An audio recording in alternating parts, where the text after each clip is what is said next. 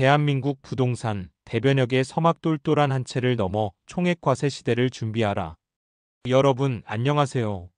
대한민국 부동산 시장의 심장을 꿰뚫어보는 남자 제부키입니다. 오늘은 정말 흥미로우면서도 파급력 있는 주제를 들고 왔습니다. 바로 부동산 세금 부과 기준의 대전환, 즉 현행 다주택자 규제에서 나아가 보유주택의 총액에 따른 과세가 현실화될 경우 우리 부동산 시장이 어떻게 요동칠 것인지 심층 분석해보는 시간입니다. 현재 정부는 똘똘한 한 채를 유도하며 다주택자에 대한 징벌적 과세를 이어가고 있죠. 이는 주택수를 기준으로 세금을 매기는 방식입니다. 하지만 만약 이 패러다임이 바뀌어 보유하고 있는 모든 부동산의 가치를 합산하여 세금을 부과한다면 어떤 일이 벌어질까요? 단순히 주택수가 많다고 세금을 더 내는 것이 아니라 강남의 고가 아파트 한 채를 가진 사람과 지방의 저가 아파트 여러 채를 가진 사람의 세금 부담이 달라진다는 의미입니다. 자, 이제부터 저와 함께 이 흥미로운 미래를 예측해 봅시다. 부동산 총액과세, 시장의 판도를 뒤흔들 핵심 변수. 총액과세로 전환된다면 가장 먼저 예상할 수 있는 변화는 똘똘한 한 채를 넘어선 똘똘한 자산에 대한 선호도 심화입니다. 현재는 주택수 자체가 규제의 대상이 되지만 총액과세 체제에서는 고가 주택 한 채의 세부담이 저가주택 여러 채의 세부담보다 훨씬 커질 수 있습니다.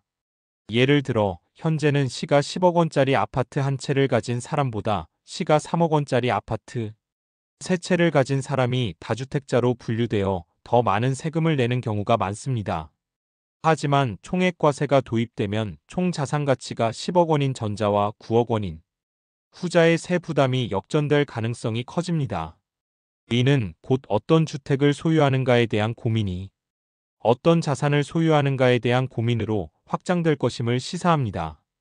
단순히 주택의 개수를 줄이는 것을 넘어 보유, 자산의 총 가치를 효율적으로 관리하려는 움직임이 더욱 활발해질 것입니다. 서울 vs 지방, 양극화 심화인가 완화인가?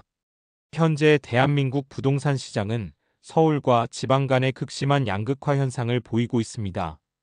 서울의 집값은 천정부지로 치솟는 반면 지방은 미분양과 역전세난에 시달리는 곳이 많죠.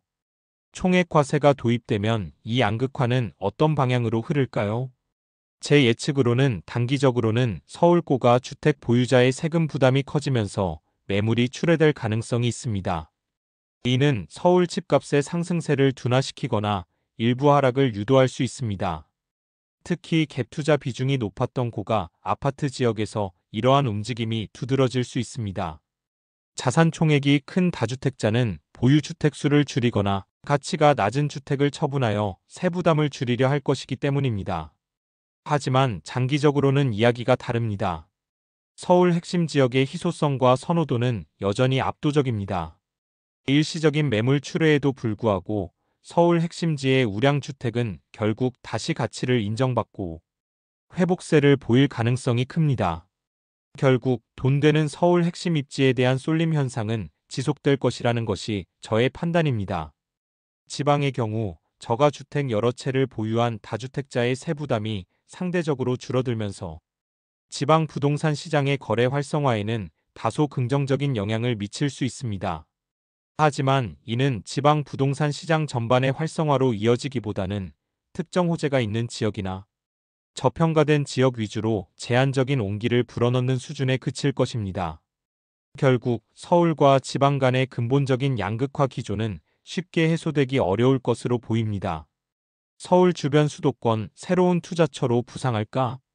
총액과세가 도입되면 서울 주변 수도권은 더욱 주목받는 투자처가 될 것입니다. 서울고가 주택의 세금 부담이 커지면서 상대적으로 가격은 저렴하지만 서울 접근성이 뛰어나고 미래 가치가 높은 수도권 지역으로 자금 이동이 가속화될 것입니다. 특히 GTX, 신안산선 등 광역교통망 확충이 예정된 수도권, 서남부 및 동북부 지역은 더욱 뜨거운 감자가 될 것입니다. 서울 출퇴근이 용이하면서도 상대적으로 저렴한 주택을 찾는 실수요자와 세금 부담을 줄이면서도 시세 차익을 기대하는 투자 수요가 맞물려 유입될 가능성이 높습니다. 또한 수도권 내에서도 일자리 창출 효과가 큰 판교, 광교, 동탄 등 자족 기능이 강화된 신도시와 택지지구의 가치는 더욱 공고해질 것입니다. 총액 과세 하에서는 단순한 베드타운보다는 자체적인 경제력을 갖춘 지역의 주택이 더 안정적인 투자처로 각광받을 것입니다. 교통호재의 중심, 인천 검단 신도시의 미래는? 마지막으로 교통호재가 넘쳐나는 인천 검단 신도시의 미래를 예측해봅시다. 검단 신도시는 현재 인천 1호선 연장 2025년 개통 예정, 서울 5호선 검단 김포 연장, 인천 2호선 고양 연장, GTX-D 노선 등 다양한 교통호재가 집중되어 있습니다. 총액 과세 도입 시 검단 신도시는 더욱 매력적인 투자처로 부상할 가능성이 큽니다.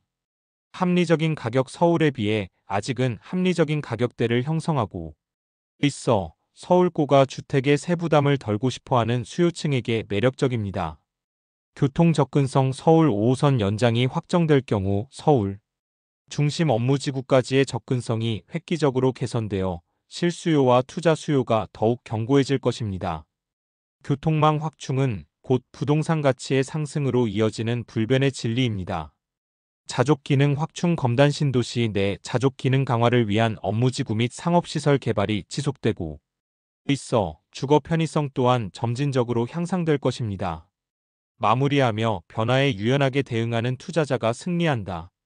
오늘 우리는 부동산 총액 과세라는 거대한 변화의 물결이 몰고 올 미래를 예측해봤습니다. 확실한 것은 더 이상 묻지마 투자는 통하지 않는 시대가 도래할 것이라는 점입니다. 세금 정책의 변화에 발 빠르게 대응하고 부동산의 본질적인 가치와 미래, 성장 가능성을 면밀히 분석하는 해안을 가진 투자자만이 혼란스러운 시장 속에서도 성공적인 투자를 이어갈 수 있을 것입니다.